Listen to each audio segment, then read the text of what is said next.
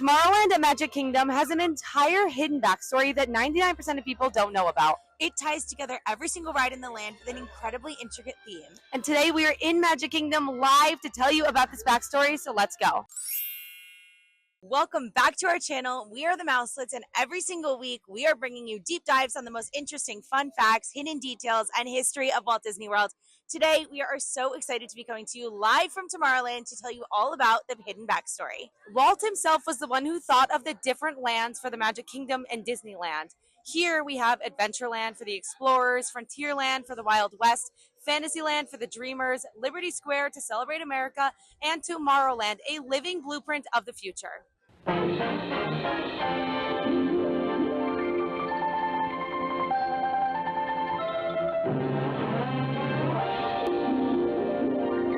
read these few words of dedication? A vista into a world of wondrous ideas, signifying man's achievement, a step into the future with predictions of constructive things to come. Tomorrow offers new frontiers in science, adventure, and ideals, the atomic age, the challenge of outer space, and the hope for a peaceful and unified world. But it's no secret that Tomorrowland had problems keeping up with the future. When it was first created, the space age was futuristic to many, but soon the future caught up, and Disney was left with a problem. How do you create a land that's both futuristic and timeless at the same time? Dreams of the future have tantalized the imagination of poet and scientist alike.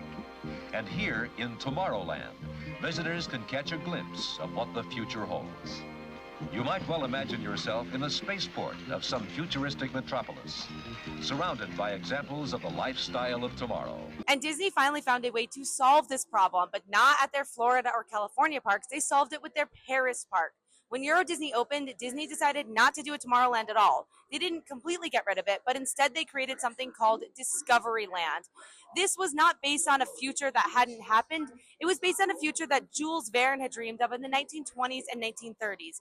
Discoveryland was incredibly successful, and Disney knew that they could bring these things into their U.S. parks. And so in 1994, Tomorrowland was overhauled and reopened as a retro-futuristic version of the land. It took some inspiration from Discoveryland and removed things like the waterfalls at the front of the park and installed these Mars rocks, but they also created an incredibly unique and intricate backstory that not only unified all of the attractions, but also made Tomorrowland a spaceport city. So let's dive into it. In this new backstory, Tomorrowland is set up as a spaceport where humans, aliens, and robots coexist. You can see that in some of the posters here, and one of the coolest parts is that in addition to the main city core, there are hoverburbs, which you can take the green line to access places such as the Tomorrowland Towers. And downtown Tomorrowland is the headquarters of an organization called the League of Planets. This is an alien organization dedicated to peace between different planets. And to make this theme incredibly clear, when you walked into Tomorrowland right away, there was a giant sign structure that sat right here. And this is where they talked about all of the different organizations that coexisted inside of the city of Tomorrowland. Unfortunately, Disney has clearly since removed that sign, but let's take a look at what it used to say. So here's a look at what that sign said. Tomorrowland Chamber of Commerce welcomes you, League of Planets, Sleepless Knights of the Milky Way, Galactic Association of Retired Aliens, and the Loyal Order of Little Green Buildings. And you will see that all of these different organizations play a huge role in the land. So as we walk into the land, we are on the Avenue of Planets, and immediately on our left is the Tomorrowland Interplanetary Convention Center. Now approaching Tomorrowland Interplanetary Convention Center. The Convention Center is host to a galaxy of wonders on faraway planets. This large building is used by residents of Tomorrowland to showcase technology and other wonders from throughout the galaxy. Originally, it was occupied by XS Tech, but then came the Intergalactic Alien Space Transport Center. And that's how they tied in Stitch and Stitch's Great Escape. The ride has obviously been closed for quite some time now, but there is still a remnant. This sign up here reads, the Galactic Federation Prisoner Teleport Center. When you walk in on your right, you're going to see the Metropolis Science Center. Currently, this holds the Monsters, Inc. laugh floor, but it used to hold an attraction called the Timekeeper. The Timekeeper was demonstrating his amazing invention of the time machine.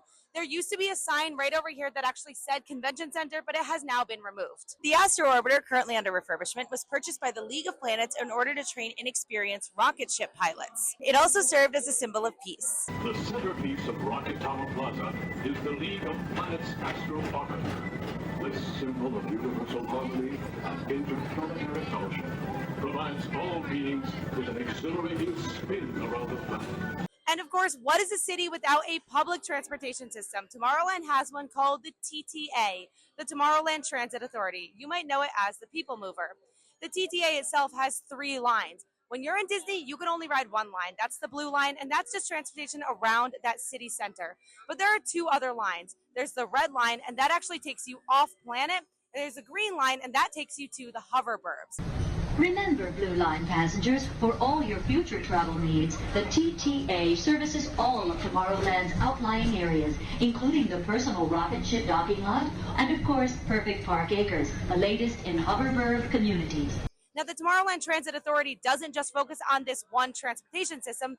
They also do other things like highway maintenance and building interstate highways. And speaking of highways, Tomorrowland has their own highway system. The Tomorrowland Speedway is supposed to be a highway of the future, showing the latest and greatest in interstate highways. And now, not to take you out of the story, this attraction was built in the early days of the parks. It obviously is not particularly futuristic now, but it has stuck around because of its popularity. Now on to Space Mountain. Space Mountain is a tourist attraction run by a company called Starport 75. It's actually for people in Tomorrowland to experience other areas in space. So your current mission is to explore a different galaxy, and that's why you're just flying through outer space. But there are many other spots you could visit, and you could actually see those when you're exiting the ride. So when you exit, keep an eye out. You'll see a baggage claim area, a lost and found area. That really ties into the fact that you're a tourist on an attraction like that. But then you're also going to see other advertisements for places you can visit, like a Mars-like planet or 20,000 light years under the sea, or even another futuristic city. While this ride existed far before the theme, Disney was able to tie it in with that exit scene. And there's another thematic element as you exit the ride. The building behind me used to be the Tomorrowland Light and Power Company, and it was responsible for generating the power needed to power this entire land. The sign has since been removed with the opening of Tron, but that was the original theme. And if we spin around here and see these metal palm trees behind me, these are harvesting solar energy into the metal coconuts that will then be used to power the land. This one is open because it's actively harvesting, and if we turn a little bit this way, this one is more closed because it is done harvesting. And you might be wondering, how would an attraction like the Carousel of Progress, which is anything but futuristic, fit into this land? Well, Imagineers even thought of that too. This is an attraction that showcases 20th century technology. And so Imagineers created an unseen organization called the Metro Retro Historical Society. And they're responsible for bringing things like this and the old Delta Dreamflight ride into this land. The Tomorrowland Metro Retro Historical Society presents Walt Disney's 20th century vision for the future. This model city. So what's next for the future of this land? Well, starting in 2018, they started removing a lot of the thematic elements. Tron obviously doesn't fit in. Future attractions likely won't either. And in terms of the overall decor, they started removing a lot of that more silver steampunk looking things and replacing it with these white and very sleek looking items. So there isn't a lot of theme left. In fact, one of the only places you really can still see it is inside of Anti-Gravities. We are inside of the old Merchant of Venus store, which is now just a seating area for Anti-Gravities. And weirdly enough, this is really the last spot that you can see the original theming of what they made this land in 1994. And that's done through all of the posters behind me. So let's take a look at those. Starting right here, we have the Recreational Rocket Vehicle Show. This is from the Tomorrowland Interplanetary Convention Center. Next up, we have the Antique Rocket Show Swoop Meet. This is from the Retro Rocket Society. We have the Astro Orbiter, and at the top of there, you can see it's sponsored by the League of Planets. We have that same poster from earlier in the video, the Tomorrowland Towers Hover Hotel. Looking over here, we have an advertisement for the Timekeeper. We have the Starlight Cafe with Cosmic Rays, and then we have the Space Home and Garden Show. And so that is the backstory of Tomorrowland. Sadly, there is not much left. So what really is the future of this land? Well, many people think that they're going to go back to that retro look for a space age, this time pulling more from like the 1950s and things that won't seem as dated, that sort of mid-century modern look that we've seen them going for in some of the theming of the land. And so thanks for tuning in to the hidden backstory of Tomorrowland.